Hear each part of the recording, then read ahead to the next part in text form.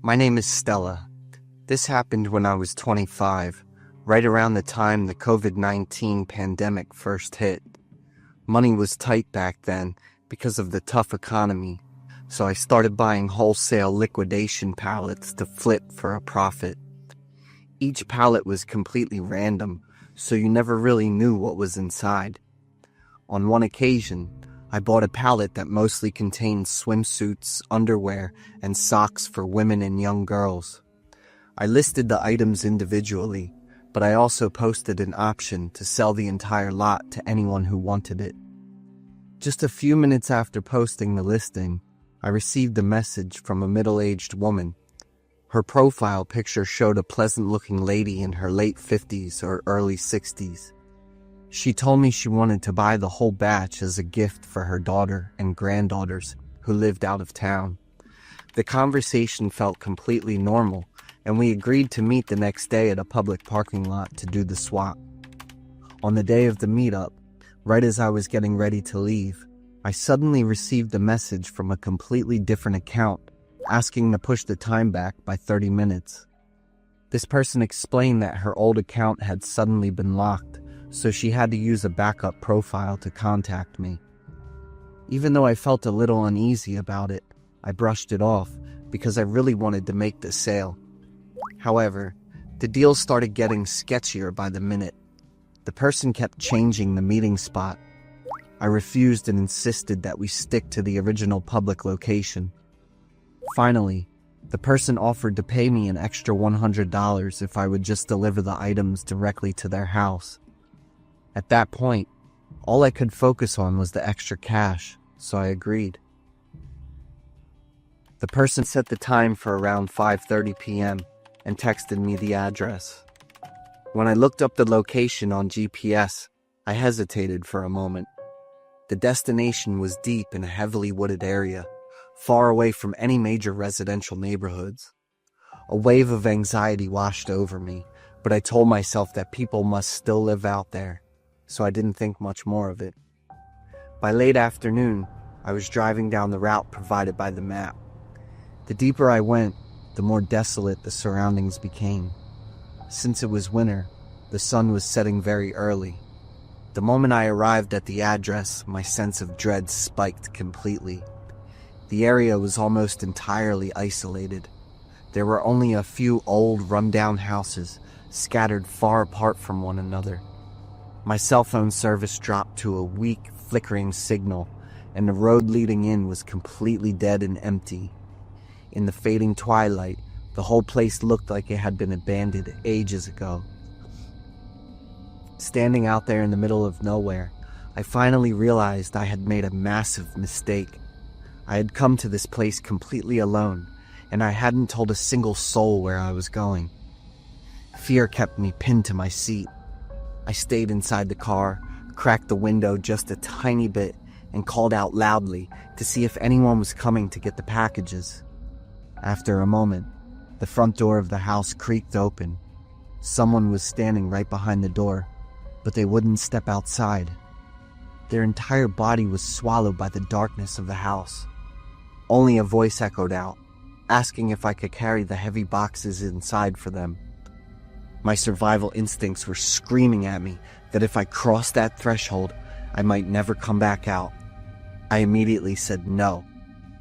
The person inside stood perfectly still for a few seconds.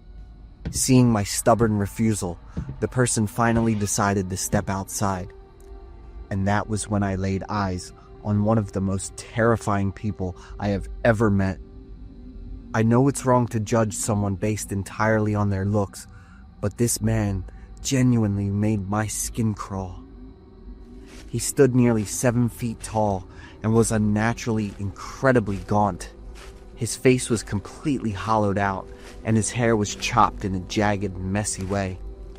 Some sections were long and stringy, while other parts looked almost completely bald. His entire look and vibe instantly reminded me of a serial killer straight out of a horror movie. He slowly started walking toward my car. As I watched him approach, it suddenly hit me what I was actually selling. Underwear, swimsuits, and socks meant for women and little girls. The panic hit me even harder. I couldn't think of a single normal reason why a man like him would want to buy those specific items. Horrifying thoughts started racing through my mind about the sick fetishes he might be hiding, or worse, even darker possibilities. When he reached the car, he asked me one more time to help him carry the boxes inside the house. There was absolutely no way I was going to do that. I quickly lied and told him that I had to get to my night shift right away and that my boyfriend was already waiting for me at my workplace. I added that if I was even a few minutes late, he would definitely start calling around to find me. I saw the muscles in the man's face twitch violently. He turned his head to look back down the empty dirt trail leading out of the woods, as if he were weighing his options. A few seconds later, a look of pure irritation washed over his face. Without saying another word, he yanked the heavy boxes out of my trunk himself, tossed a wad of cash through my cracked window, turned around, and walked straight back into the house. I slammed the window shut, hit the gas, and tore out of that place as fast as my car could go. It wasn't until I cleared the wooded area and my phone finally got a signal back that I felt like I could breathe normally again. On my way home, I pulled over and chatted with a local resident from that area to ask about the man. The resident told me that he was a notorious eccentric in the community. Everyone knew he had severe mental issues and exhibited highly erratic behavior. Even though he had never been convicted of a serious crime, most of the locals stayed far away from him because he felt incredibly dangerous. To this day, every time I look back on that night, I still believe I was a hair's breadth away from a situation turning horribly wrong. I still can't help but wonder if that man really bought those clothes for himself, or if he had a much more terrifying purpose in mind.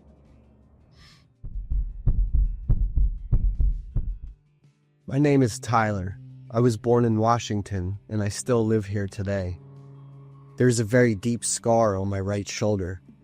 Every time I look at it, I am reminded of the story that changed my life forever. It happened almost 10 years ago.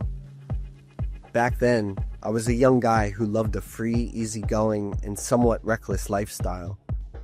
On my 23rd birthday, I decided to try something I had been curious about for a long time: marijuana. After that, I started using it regularly. Of course, I always kept it within the legal limits. I was also very open to casual relationships. I threw myself into parties and constantly used Tinder to hook up with strangers because I loved the thrill of meeting someone new. Then one day, I swiped right on Janet. Unlike the young, wild girls I usually met, Janet had a completely different vibe. She was 35, divorced, and raising a 4-year-old son on her own. Her bio sounded very honest and mature.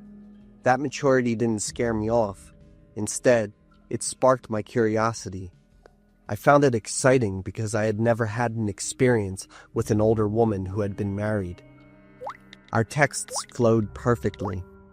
Talking to Janet every day quickly became an essential habit for me. The real turning point in our connection was when Janet revealed that she also used weed regularly to cope with life's pressures. I can't even describe how excited I was.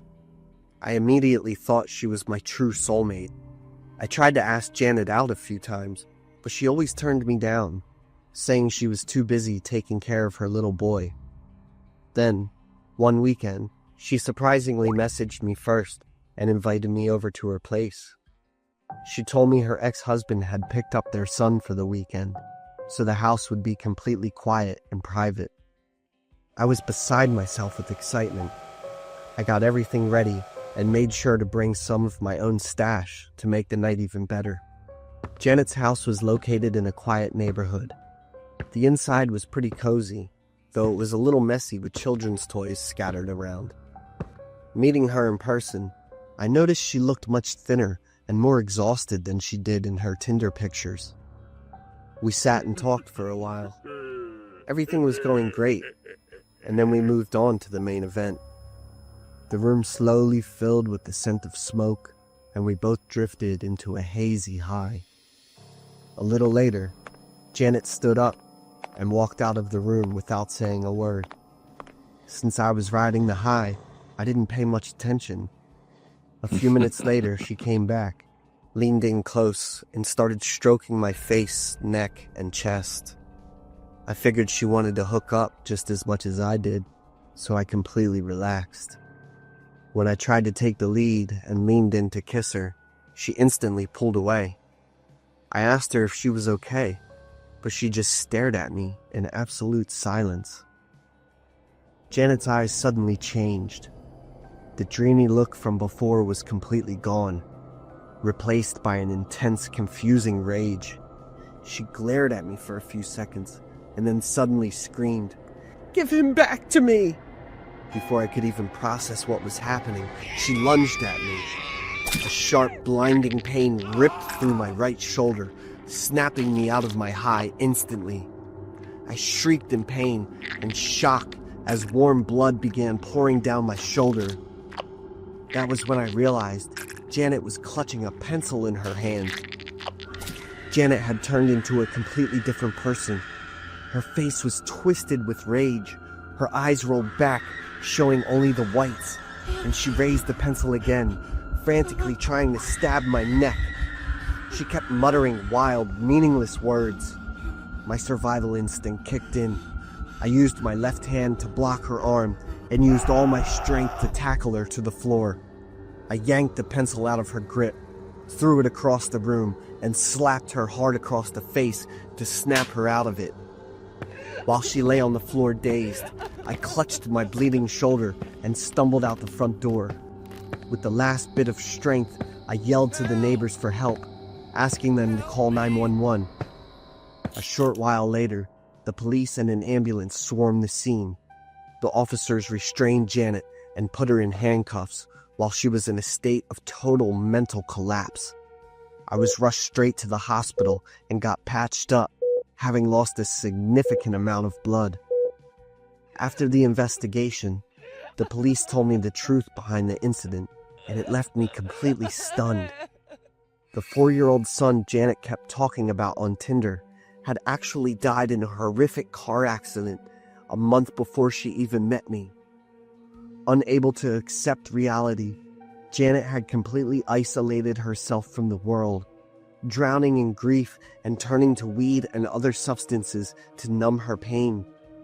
According to the police report, using a high dose of marijuana that night, combined with her severe, long-term trauma, triggered an extreme episode of paranoia in her brain.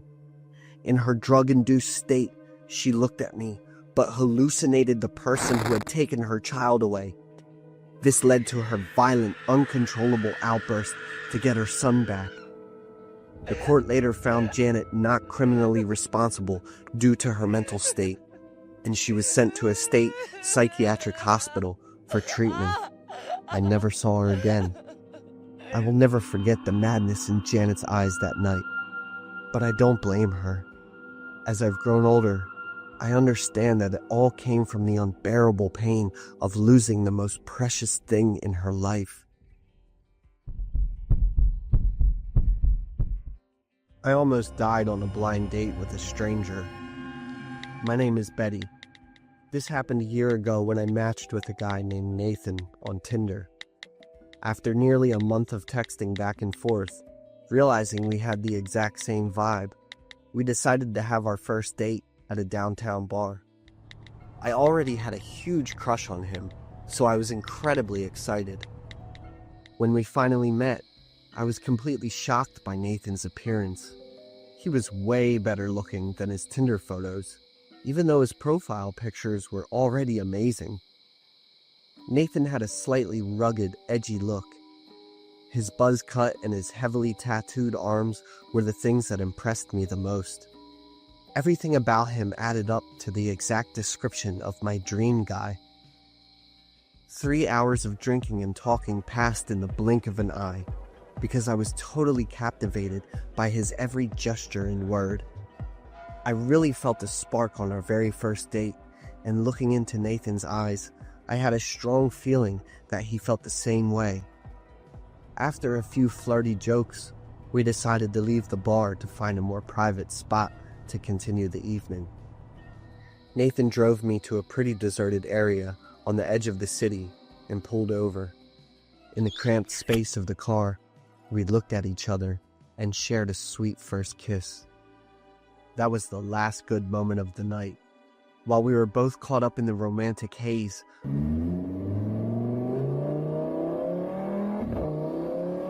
loud crash suddenly echoed. A massive impact slammed straight into the back of our car, almost throwing us forward. Before I could even process what was happening, Nathan whipped his head around to look at the rearview mirror and cursed angrily. But instead of getting out to check the damage, he immediately threw the car into gear, slammed his foot on the gas pedal, and sped away. Terrified, I looked out the back window. A black pickup truck was also speeding up, tailing us closely. I kept asking Nathan what was going on, but he didn't answer. He just focused entirely on driving. A moment later, on top of the roaring engines, a series of deafening explosions started ringing out from behind us. I glanced in the mirror and my blood ran cold when I saw at least 3 men in the pickup truck. One was driving, while the other 2 leaned halfway out of the windows, repeatedly firing guns at our car. I was so scared I could barely breathe.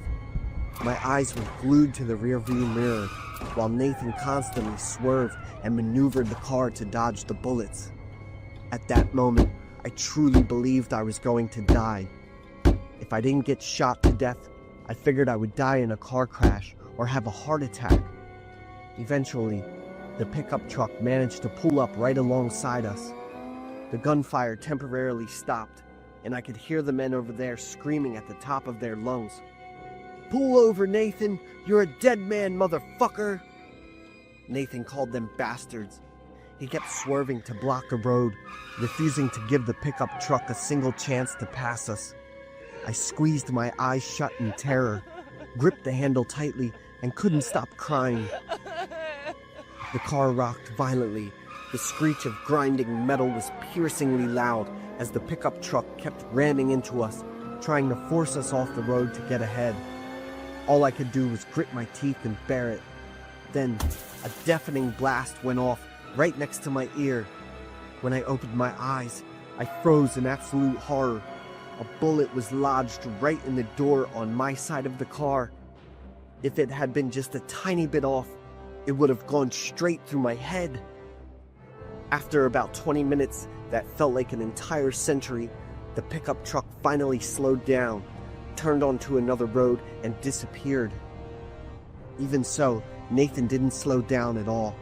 He kept flying at a high speed until we were deep into the downtown area. He pulled over to the curb, and both of us sat in total silence for a long time. I was still in deep shock. My legs were like jelly from the fear, so much so that I could only sit motionless in the passenger seat. Nathan turned to look at me. His face was stone cold. He lowered his voice, speaking in a dead, serious tone, emphasizing every single word. "Get out of the car and listen carefully. Do not talk to the police about tonight. The best thing you can do is forget everything that happened and don't try to find out anything about me if you want to stay alive." Nathan got out of the car first. Right at that moment, a taxi happened to drive by. He signaled for the cab to stop and told me to get in. I clumsily scrambled out of his car and lunged toward the waiting taxi. Right before I shut the door, Nathan looked at me one last time and said shortly, "Nice meeting you." I didn't answer. I got into the taxi and went straight home. I stayed awake almost the entire night trying to calm down. My mind was spinning with a million questions about who Nathan really was. Finally, I decided to text him to demand an explanation for everything. But Nathan's Tinder account had already vanished. Even now, a year later, I am still psychologically scarred by that horrific dating experience, and I haven't been able to truly open my heart to anyone else. I don't know who Nathan really was, but to be honest, alongside the lingering fear, there's still a small, faint trace of regret left inside me.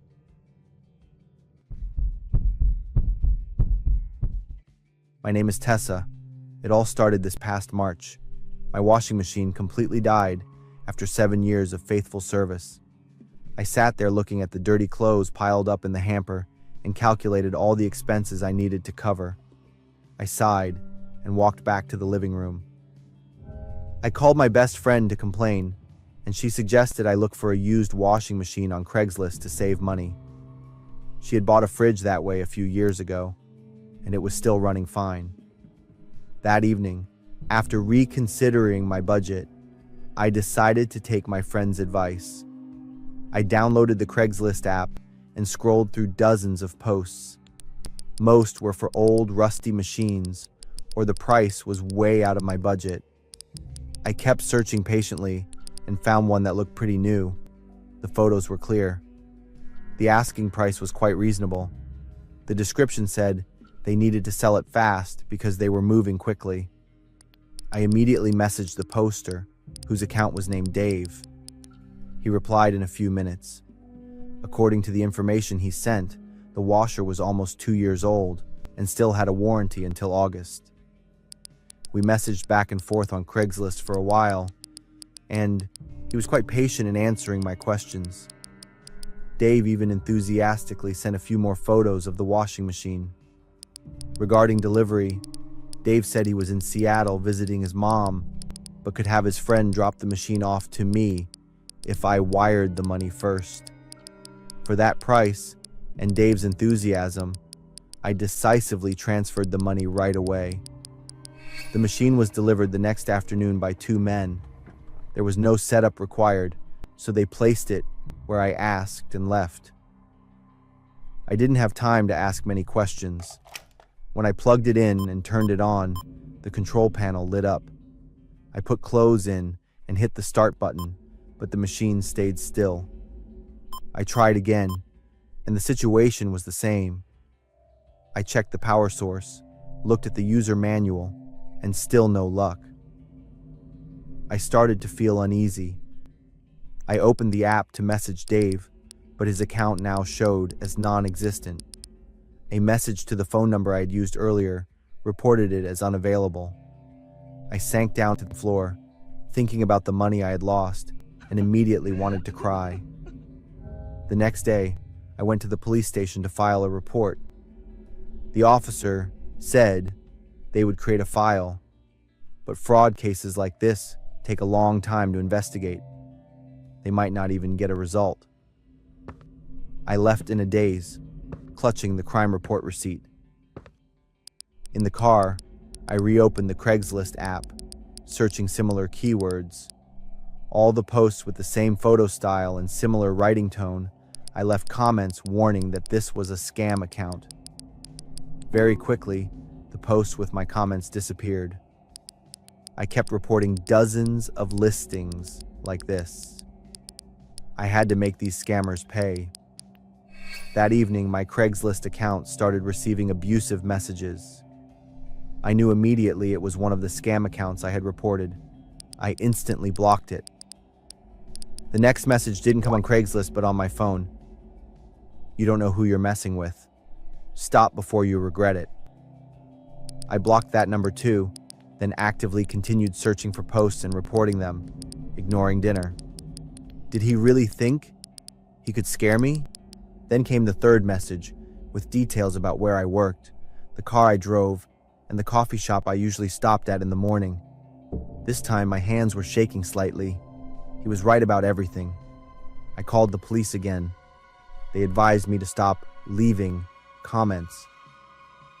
The threatening messages weren't enough for them to intervene strongly. I thought I would stop. But when I looked at the useless washing machine in the corner and the money that had disappeared, anger flared up again. I wrote a long post detailing how I was scammed, attaching screenshots of the conversations and photos of the broken machine. The next day, my phone rang non-stop. A lot of people called asking about a free washing machine, which confused me. Searching online, I was surprised to see a post promising a free washing machine and listing my phone number. Before the calls even stopped, a few people came knocking on my apartment door. I had to tape a note to the door saying there was no free washing machine and that it was a malicious prank. I called the police again and turned off my phone for the whole day. That evening, I was about to go to sleep when the doorbell rang. I looked through the peephole and saw a tall, big man. "Who is it?" I asked, not unlocking the door. "Hi. Did you post the ad?" My heart pounded. "I didn't post anything. You have the wrong place. The internet says you want to have a good time tonight." The address was clear. I was shocked and immediately yelled for him to leave. He stood still for a few seconds, muttered a curse, and turned around. I trembled, checked the lock again, and went into the bedroom. My phone vibrated with a text from an unknown number asking if I liked the gift. "This is just the beginning. Stop your stupid actions, or more men will be knocking on your door." The final message was like a match lighting my horror. It clearly listed all my personal information and accurately described the clothes I was wearing. My heart was pounding very hard now, and my hands and feet were ice cold. Did I really provoke a maniac? What else did he know about me? I fearfully locked the bedroom door, closed all the curtains, and hid under the blanket. After calming down a little, I typed a reply saying he won. I would stop. I begged him not to do anything else, and that I just wanted to live normally. I deleted all my posts, left the buy-sell groups, and changed my phone number. For 2 weeks, I lived in fear and high alertness. I constantly felt someone was watching me, checked the door many times every night, looked over my shoulder every time I walked, and parked in a different spot every day. Fortunately, nothing else happened. I got rid of the old washing machine and bought a new one from an appliance store on a payment plan. I reported the entire incident to the police and am still waiting for the results of the investigation. Honestly, I don't expect to get the money back anymore. I just want my life to return to peace. Sometimes I still think about the person who scammed me, the person who turned me into a prey in my own home.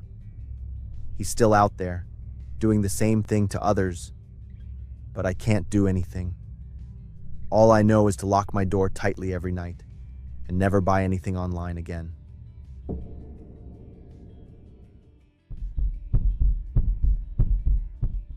I am Brian, an ordinary office worker living alone in a small apartment on the outskirts of Minnesota. My apartment is on the second floor of an old apartment building. It's nothing special, but it provides comfort after long, tiring work hours. My life was very peaceful until a week ago, when an event changed everything. That day, I came home after work, hoping to relax in front of the TV, watch my favorite show, and have some snacks. It was the time of day I looked forward to the most. But the first thing I saw was the front door forced open, the hinge almost completely broken. My apartment was in chaos. The most valuable items were gone, including my favorite TV. I sat down heavily on the chair, overwhelmed with shock and anger. I had worked hard to buy those things, and now they were gone, as if they had never existed. I immediately called the police and reported the incident. They came, took notes, and advised me that the chances of recovering my belongings were very low. I feel powerless, but try to accept reality. I didn't want the house to remain empty, so I decided to buy a new TV. I turned to Craigslist, where I used to shop for cheap second-hand items. I spent the whole evening scrolling through a series of posts until an ad made me stop. The TV being sold was identical to the one I had just lost, from the size, brand, to the small scratch on the bottom right corner.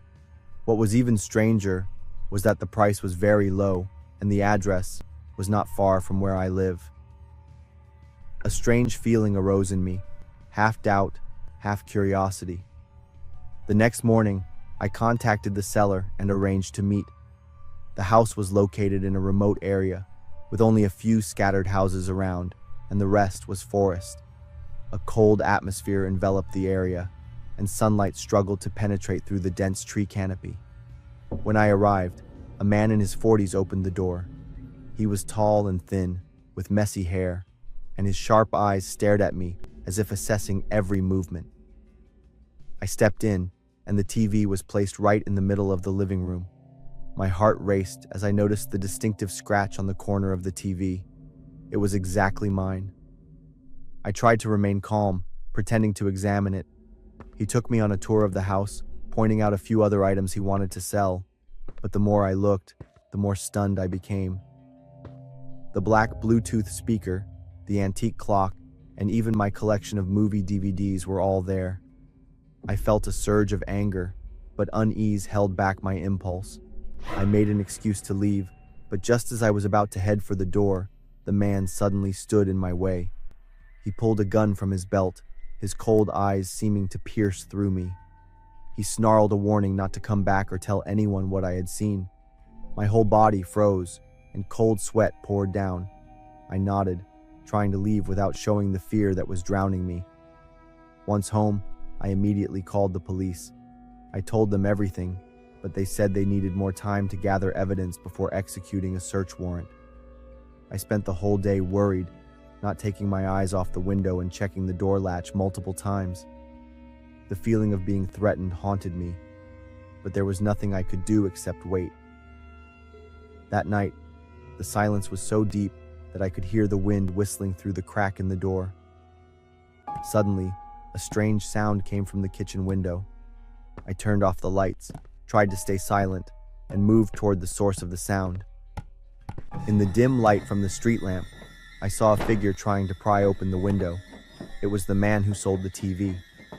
In his hand gleamed the steel of a large knife. My heart was pounding, and my body felt frozen.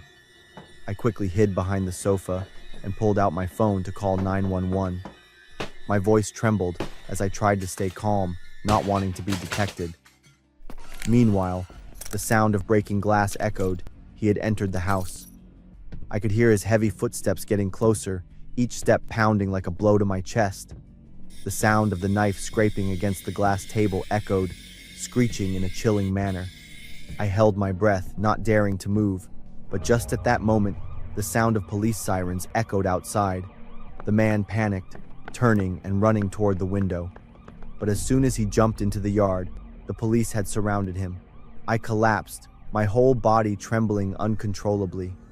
The police reassured me and led me out of the house. The man was handcuffed, his eyes filled with rage and madness. Even so, I felt a sense of relief knowing that he would no longer have the chance to threaten me or anyone else. The next day, I received a notification from the police that they had found all the stolen items in his house, including my TV. I breathed a sigh of relief, but that terrible night haunted me forever. Since then, I have never dared to use Craigslist again and always remind myself that safety is more important than any item. I am Julia, 24 years old, living alone in a small apartment in a quiet suburban area. As someone who lives quite frugally, I often use Craigslist to buy and sell secondhand items. Sometimes, I read the missed connections section, where people write about fleeting moments with someone they missed the chance to connect with. I see it as an interesting way to kill time, reading strange or sometimes funny stories. One evening, while scrolling through missed connections, a post caught my eye.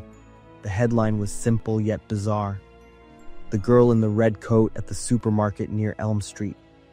The post described a brown-haired girl with a ponytail, buying fruits and canned goods, exactly like what I had done that day. I felt a slight chill, but quickly brushed it off. It was probably just a coincidence, and I wasn't the only one with such appearance or habits. A few days later, I needed to buy some more items, so I went back to the familiar supermarket. The atmosphere in the supermarket was as usual, busy but not too crowded. I pushed the shopping cart through the aisles, picking out groceries, but throughout that time, I had the feeling that someone was watching me. When I turned around, I caught the gaze of a man standing a few meters away from me. He was thin, wearing a black hoodie with a pale face, deep-set eyes, and tightly pressed lips. He stood motionless, staring at me intently, as if he wanted to engrave my image into his mind. I pretended not to notice and quickly moved to another area, but every time I looked up, I saw him appearing nearby, always maintaining just enough distance to avoid being too obvious. A sense of fear began to creep in, and I decided to finish my shopping, pushing the cart faster and heading to the checkout. Once I reached the parking lot, the biting cold of the evening made me shiver slightly. As I was putting the bags in the trunk, I saw him again, standing near the exit of the parking lot, his eyes still fixed on me. I hurried into the car, locked the doors, and drove home. In my mind, I tried to reassure myself that he was probably just a strange person, and there was no need to overthink it. That night, as I sat on the bed, I opened Craigslist again, out of habit. This time, a new post appeared in the missed connection section. The headline made my blood run cold. The girl who left the supermarket tonight, driving the silver car. I nearly dropped my phone as I read the content of the post. He described exactly what I was wearing, how I looked around anxiously, and even wrote, "I want to be with you. Just give me a chance." I couldn't believe my eyes. My whole body trembled, not knowing what to do. I thought about calling the police, but with just this evidence, it wouldn't be convincing enough. I decided to reply to the post, asking him to stop and warning that I would call the police if he continued. But deep down, I was worried that doing this might only make things worse. A few days later, everything calmed down. I didn't receive any further responses to my post.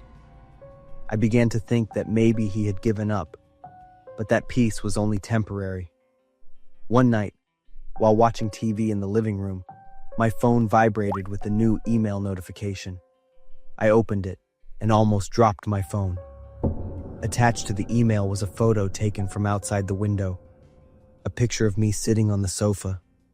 My heart was pounding, and cold sweat poured over me. I rushed to check all the windows and the front door, making sure they were locked. But before I could do anything else, a loud noise echoed from the living room window. The glass shattered, and a hand reached through, forcefully pulling the door open. I screamed in fear, ran to the bedroom, locked the door tightly, and called 911 in a panic. Police sirens echoed not long after. I heard the sound of footsteps running, and then everything became silent. When the police broke down the door, they announced that the intruder had escaped. I sat huddled on the bed, my whole body trembling, tears streaming down my face. The police found a sharp knife and several pieces of paper with scrawled writing left near the window. They were lines expressing his obsession with me. I couldn't stay in that house for another minute. The next day, I packed my things and moved in temporarily with a close friend in another city. But even after leaving that place, the feeling of being watched still haunted me. I always felt like someone was watching me from the shadows. Every time I heard footsteps behind me or saw a car slow down near me, I would jump and turn around, my heart racing. I deleted the Craigslist app and promised myself I would never open it again. This story is not only a warning about the hidden dangers online, but also a haunting that will forever be etched in my mind. I'm not sure I will ever feel safe again, no matter where I am.